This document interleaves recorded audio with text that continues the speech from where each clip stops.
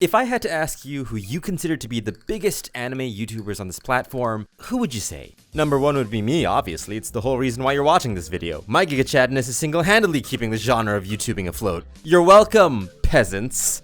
But after that, you'd probably say channels like Gigguk, or The Anime Man, or Super Eye Patch Wolf. These channels are objectively some of the biggest voices for our side of YouTubing, and some of them have been here pumping out quality content for a very long time.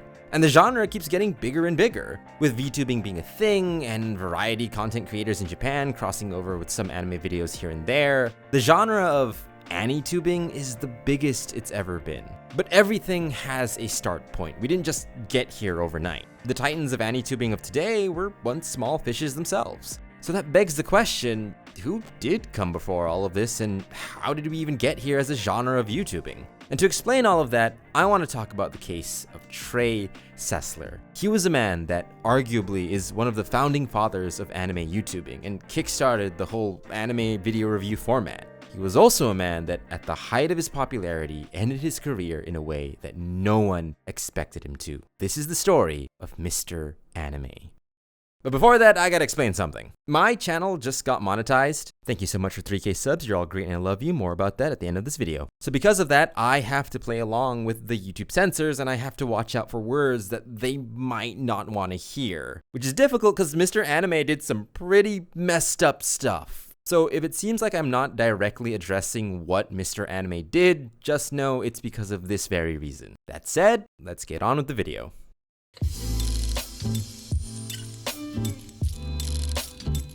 When Trey Eric Sessler started his YouTube channel, he didn't immediately start as Mr. Anime. His channel was actually named LensCap Productions and primarily focused on making skits and comedic videos that starred Eric and occasionally some of his other family members. And let me tell you, if you want a glimpse at what mid-2000s YouTube comedy was like, just take a look at one of his skits. It's peak suburban mid-2000s humor. And while these videos are definitely dated by today's standards, they do have that charming amateur innocence that defined early YouTube. But that isn't to say that these videos were pointless, because it would be this passion and knowledge in shooting comedic skits that would fuel the next phase of Trey's content, which would be animation, specifically ones that were made in Japan. And this is where the whole Mr. Anime persona was born. Hello everyone, I'm Mr. Anime, and boy, do I have a show for you.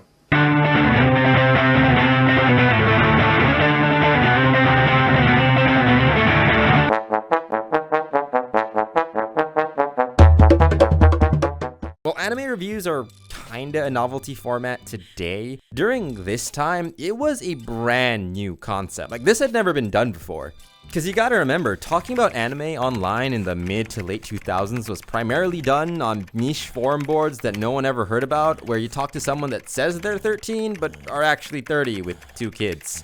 And while there were other creators that also experimented with anime reviews, Trey arguably was one of the more successful ones because of his experience. He knew his way around a camera, he knew how to frame shots and do set dressing. And again, these don't look good by a modern standard, but at the time, it did make him a cut above the rest. There was a face that you can put to the name on screen. Add on to the fact that many people found his straightforward humor very funny, Trey basically struck early YouTube gold. And eventually, he would be the inspiration for a lot many upcoming anitubers that you know of today.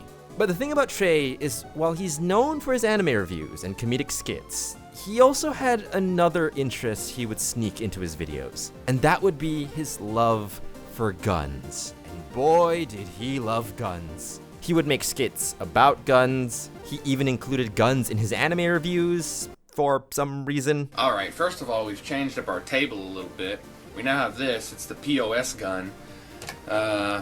We destroy pieces of shit with it, and we're definitely gonna be destroying this after we're done with it.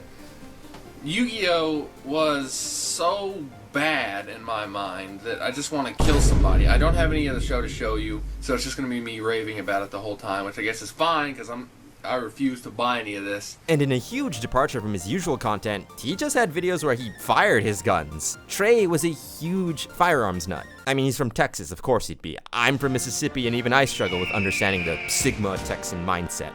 Now, individually, these things are not a problem.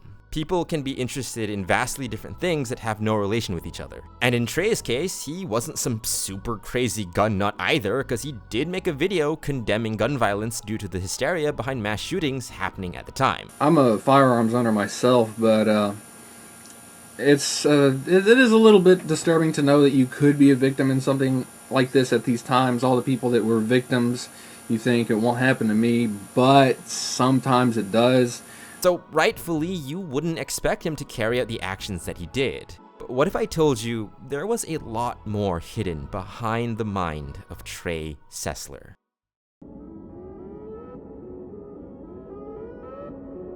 On August 2nd, 2012, Trey Sessler pleaded guilty to the crime of capital murder in which he had taken the life of his mother, Rhonda Weiss Sessler, his father, Lawton Ray Sessler, and his brother, Mark Allen Sessler. Trey was sentenced to life in prison without the possibility of parole, which he still serves today in the Terrell Correctional Facility in Texas. This whole incident would only gain more traction as a certain upcoming ANITuber would make a response video talking about this.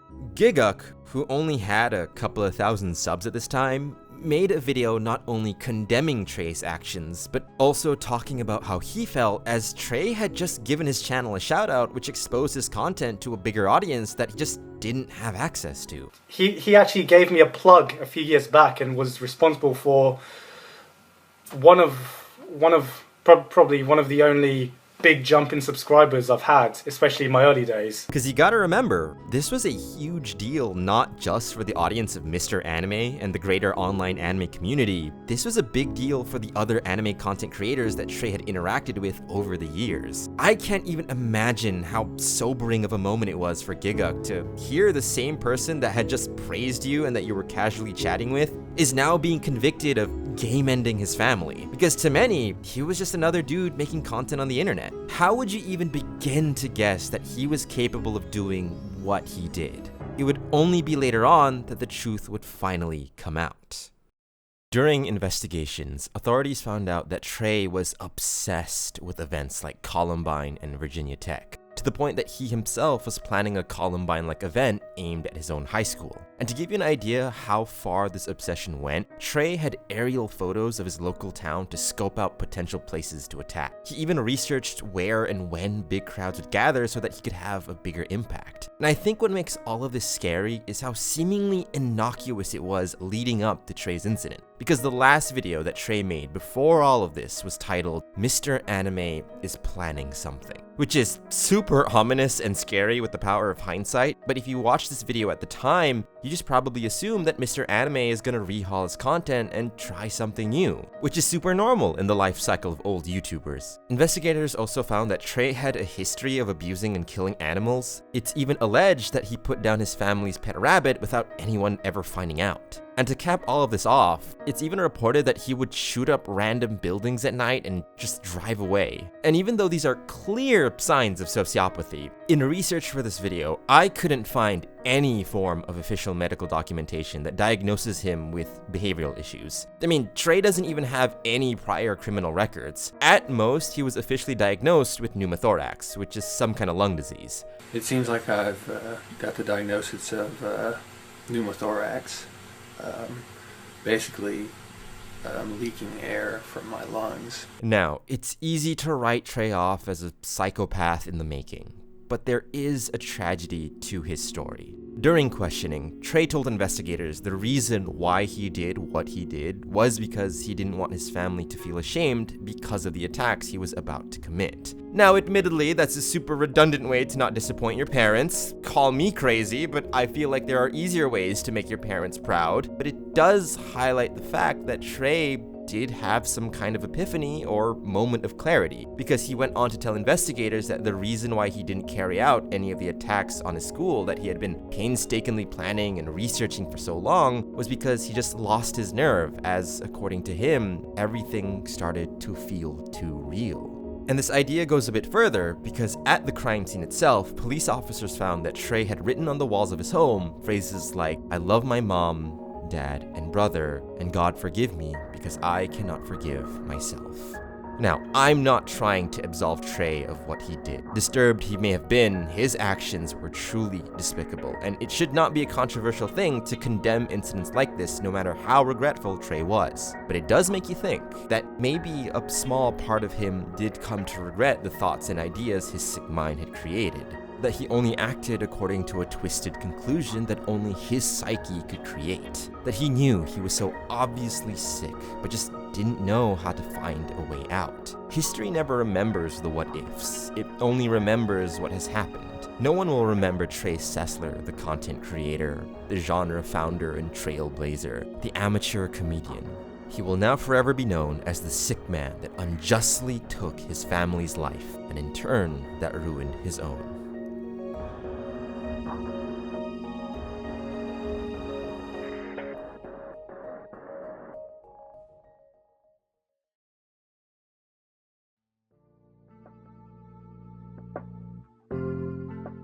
Hey guys, Muxedo here, hope you're having a good day so far, and if you made it this far into the video, I just want to say thank you so much for sticking around to the very end, and thank you so much for blowing up this channel so far. The amount of growth and subs this channel has been getting over the past month alone has been insane. There are really no words that I can use to describe just how thankful I am and honored to have so many people enjoy my content. So thank you so much, because God, it just feels so surreal sometimes. I mean, I know 4K subs is not a lot in the grand scheme of YouTube, but it's mind-boggling to see that number on my screen every time. So yeah, thank you so much for the support so far. I mean, I started this channel with the expectations of breaking 1K subs in like 2030. I'm just another goober talking about anime after all, so yeah. But I just want to use this ending part to kind of answer a few questions I've been getting on some of my videos and also on my community posts. And also I just kind of want to chill for myself. Man's got to get that bread somehow, okay? Number 1, do I have a Discord or Patreon? At the moment, no.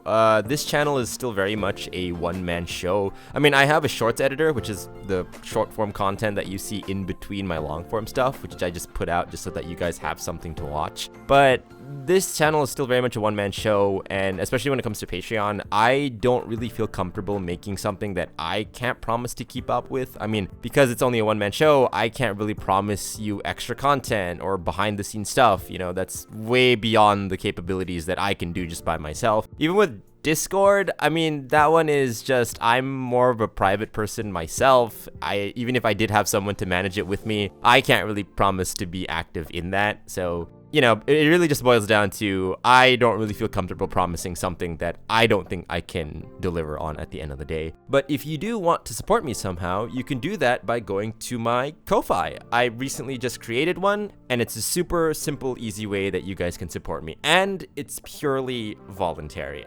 I mean, I know at the end of the day, I'm just another shit YouTuber asking for donations and table scraps, so it's purely voluntary. The minimum to donate is just $2, but even then, it's purely if you want. And the other thing is that I also have Super Chat or Super Thanks enabled on my channel now, so if you want to donate there or just show support there, you can also do that. All of these links will be down in the description of this video and also in the About section of my channel. But yeah, if you want to support me, you can do it there. And if you do support me, thank you so much for your kind generosity. And if you don't, I 100% understand. Prioritize yourself at the end of the day and keep yourself safe. Anyway, 2, are there any other places I can follow you other than YouTube? Yes, actually, namely TikTok and on Instagram. I don't have any plans to make a Twitter. I mean, I know the reputation of the people on that website. I know the reputation of that website. Honestly, I just want to stay far away from the Twitter brain rot. So maybe down the line if this channel gets more momentum, but at the time being, I'm perfectly fine with not being on Twitter. You can actually just follow me on TikTok and on Instagram. It's mainly the same content that you see here on YouTube Shorts, but occasionally I do actually upload content that doesn't make it up here on YouTube that only goes to TikTok and Instagram. So if you want to check what that's about, you can just head on over. All these links will be in the description and in my channel's about page. Kinda outs where I'm from, but like, let's keep that on the down low. We don't have to reveal the lore about where I'm from just yet. I'm from Mississippi, guys. I just said it in the video. You guys should totally just believe me like that. Just don't look into it. Anyway, 3, do you plan to do anything special now that you've reached almost 4K subs? Fuck me, that is an unbelievable number to be at. Yeah, I guess do some kind of stream. I mean, like, I can't really do a lot because it is a one-man show after all, but like, yeah, I would totally love to use that defunct Twitch channel that I've been plugging at the description of every video. I do plan to have the live stream a week after this video goes up, so on the 14th of this month, probably at around 8 p.m. Central, because that's where I'm from. Sorta, kinda, really paranoid because I don't want to dox myself. But yeah, I do want to do the stream next week around 8 p.m. Central like that. I'll have all the time zones on screen for my American viewers because I know a lot of my audience is from America. But I really do want to know where you guys actually want me to stream, because even though I have that defunct Twitch account, I know some of you guys are on Twitch 24/7. I know some of you might not be on Twitch at all. You know, you guys might prefer watching streams on YouTube. So yeah, I'll just put out a community post a day after this video goes up, and you guys can just vote there. Whichever website gets the most votes, I'll just stream there, just to make it easier on you guys and just to make it more accessible for everyone. So yeah, keep an eye out for that. All right, that's all from me. This was just a small video that I wanted to do for fun and kind of use it to address a few things. Thank you so much for your support, guys, and thank you so much for listening to me this far. I've never actually had people willingly listen to me yap for this long. So yeah. We will return to your regularly scheduled anime content, and I will see all of you lovely people next time.